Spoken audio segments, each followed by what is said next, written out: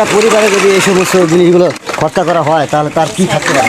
ওটা আসা হয়েছে আজকে অনাইকে কিভাবে মানুষ করা হয়েছে সেই গল্প আমরা শুনবো। আজকে আমরা আবার নতুন একটা ভিডিও নিয়ে চলে এসেছি আপনাদের মাঝে।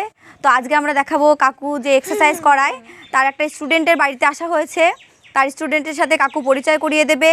আর তার আগে বলছি আপনারা সবাই আমাদের ভিডিওটা দেখবেন, শেয়ার করবেন।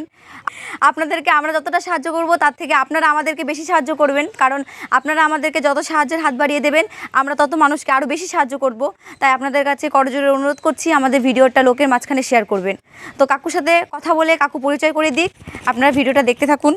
কাকু, আমার নাম হচ্ছে দেবকুমার সরকার, আমার বাড়ি দেবনাথপুরে।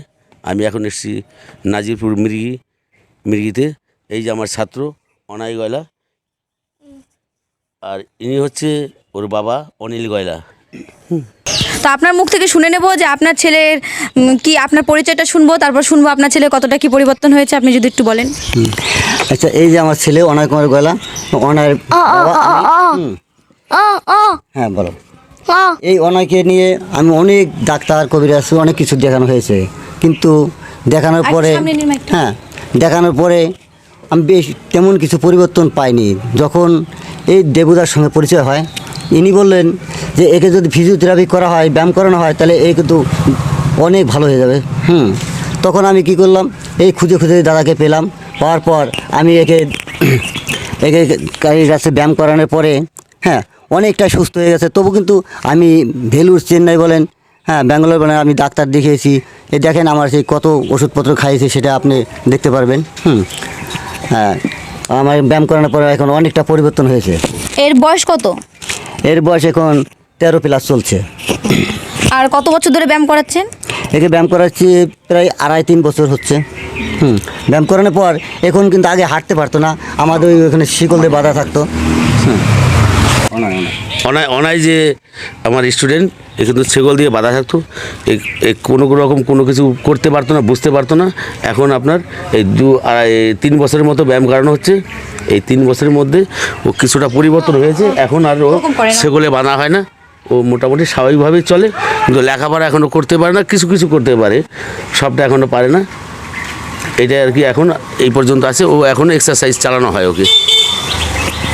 তো আপনারা দেখবেন অনয়ের বাড়িতে আসা হয়েছে আজকে, অনয়কে কিভাবে মানুষ করা হয়েছে সেই গল্প আমরা শুনবো অনয় বাবার মুখ থেকে, যে অনয় ছোট থেকে কতটা প্রবলেম ছিল সেটা একটু বলবেন। ছোটোবেলা থেকে তো হাঁটতেই পারতো না, হাঁটাচলা করতে পারতো না, দাঁড়াতে পারতো না। একে নিয়ে আমরা এখানে আর কুমোরে গামছা দিয়ে আর হাঁটাতাম। হাঁটানোর পরে আস্তে আস্তে হাঁটা শিখলো। তারপরে কী করবো, একে এই যে ওষুধপত্রগুলো খাইয়েছি। আপনার ওষুধ নমুনা, তার কিছু নমুনা আছে। আমি এর মাকে বলছি, ওনার মা তুমি এই ওষুধটা বের করে দাও তো দেখি। আমরা এখন দেখে নেব যে অনাইকে ছোটোবেলা থেকে কতটা ওষুধ খাওয়ানো হয়েছে, তাতেও সেরকম কোনো আমরা পরিবর্তন পাইনি। তো এখন যে পরিবর্তনটা পেয়েছে দেখে নিন আপনারা।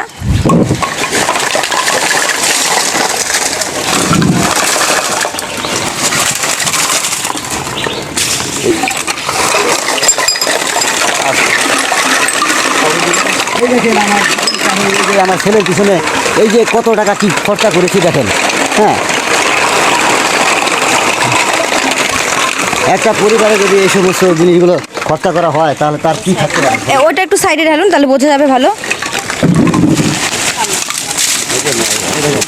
এক এক পাতা ওষুধের দাম 300-350 টাকা দাম। এর জন্য কত টাকা খরচা করেছি দেখেন। ভবিষ্যতে আশা করি আমি তবু পিছন ছাড়িনি, একে আমি সুস্থ করব, সেটাই আমার আশা ছিল। সুস্থ এখন অনেকটা পরিবর্তন হয়ে গেছে। এখন আর শিকল দিয়ে বাঁধা থাকে না, এখন হাঁটতে চলতে পারে। এখন আশা করি এই ব্যায়াম করানোর পর ছেলে অনেকটা ভালো হয়ে যাবে, ভালো হয়ে গেছে। আপনি এই কাকুর কাছ থেকে কি আশা রাখেন? এই দাদার কাছ থেকে আশা রাখছি যে আমার ছেলে এত দ্রুত হয়েছে আর অবশ্যই ভালো হয়ে যাবে, আমার এই কোনো অসুবিধা নেই। আপনারা দেখতে পাচ্ছেন অনায় এখনো একটু টানাটানি করছে, তার মানে বুঝতে পাচ্ছেন। তুমি কিছু বলবে বাবু? বলো, তোমার নাম বলো। কি নাম বলো? নাম বলো। কথাবার্তা সব কিছু ও এখনো পুরোভাবে বলতে পারে না, ওর নাম অনাই, তো ওরকমভাবে বলে। তো আজকের মনে হয় কি কোন জায়গাটা আগে বেঁধে রাখা হতো সেই শিকলটা আপনাদেরকে একটু দেখাবো। দেখুন আগে অনাইকে এইখানটায় বেঁধে রাখা হতো, এই যে সেই শিকলটা আছে। এই দেখেন এই শিকড়, এই এখানে বাতা থাকতো, কুমড়োর সাথে বাতা থাকতো এখানে। হ্যাঁ, এখন আর সেই বাঁধতে হয় না। হ্যাঁ, এখানে বেঁধে আমি সুস্থ মতন দুটো খেতেও পারি না, এর জন্য আর এত কিছু করেছি। এর মা এর দিদিকে এই চুল ধরে টেনে মেরে অনেক কিছু করেছে। তাতে আমাদের তো বুঝতে পারছেন একটা সংসার কীরকম কী হতে পারে। হ্যাঁ, এই দাদার সঙ্গে ব্যায়াম করিয়ে আচ্ছা, দাদাই আমার এই ছেলে ভবিষ্যৎ করে দিচ্ছে।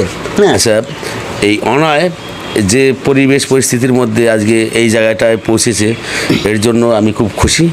আর আস্তে আস্তে অনয় আরও সঠিক জায়গায় পৌঁছে যাবে, এতেও আমি সেই চেষ্টায় আছি আর কি। আচ্ছা, ঠিক আছে অনয়, একটু সোজা হয়ে দাঁড়াও তো দেখি। এই তো একদম অনয় একদম ফিটনেস ছেলে হয়ে গেছে, আপনাদের আশীর্বাদে ও আরও ফিটনেস হয়ে যাবে এক্সারসাইজের মাধ্যমে। আচ্ছা, এক্সারসাইজটা আমি ওকে আরও 2-1 বছর কাটলে ওর ঠিক হয়ে যাবে একদম। আর লেখাপড়া করতে হবে, কিন্তু ওর একটা সমস্যা আছে জানেন। আচ্ছা, ওর হা করো তো, হাকর না হাকর জিপ ও একটু বদমাশি করছে, ওর একটু জিপটা ছোট আছে। ছোট আছে, ঠিক আছে রাখেন এখন। ঠিক আছে,